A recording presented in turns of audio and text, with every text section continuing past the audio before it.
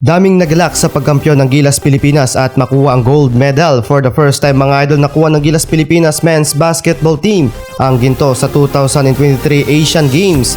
Ilang dekada na rin mga idol ang nakalipas na mangyari ang ganitong pagkakataon sa ating national team. Yan ang mga pag-uusapan natin sa video na ito. Pero kung bago ka pa lang sa ating channel ay mag-subscribe ka na. I-follow mo na din ang ating Facebook page. Maraming salamat sa iyo idol. Finally mga idol, iuuwi ng Gilas Pilipinas ang gold medal sa ating bansa at nakuha ng ating national team ang karangalan bilang hari ng basketball sa Asia. Since 1962 pa mga idol nang nakuha ng Gilas Pilipinas ang ginto sa Asia sa larangan ng basketball. Halos 6 na dekada ang nakalipas kaya maraming natuwa sa ating national team. Ito mga idol ang naging roller coaster ng campaign ng ating national team. Naging problema agad mga idol ng koponan ang mga player na dapat kasama sa Gilas squad.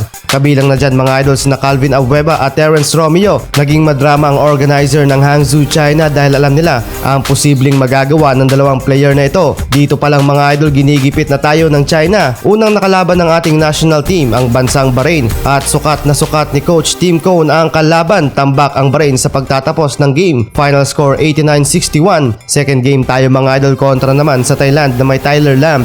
Palong-palo mga idol sa tres ang Thailand at ayaw paawat sa first half pero small run mga idol ang Gilas Pilipinas at naipanalo ang laban with 72-87. Third game tayo mga idol, daming galit sa Gilas Pilipinas at insecure kana Coach Tim Cone at Brownlee. Mahina daw kasi mga idol ang dalawang unang nakalaban ng Gilas kaya magkasunod na panalo.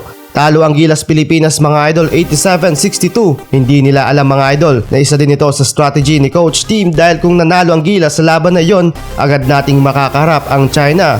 Quarterfinals na kalaban ng Gilas Pilipinas ang wala pang talong Iran. Muntik na choke ang Gilas Pilipinas, 1 point lead lang ang kalamangan, 83-84. Piko ng coach ng Iranian basketball team dahil unfair daw ang rules ng Asian Games na ina-allowed ang maraming naturalized player. Pinasaya lang kasi mga idol abay gusto pang manalo.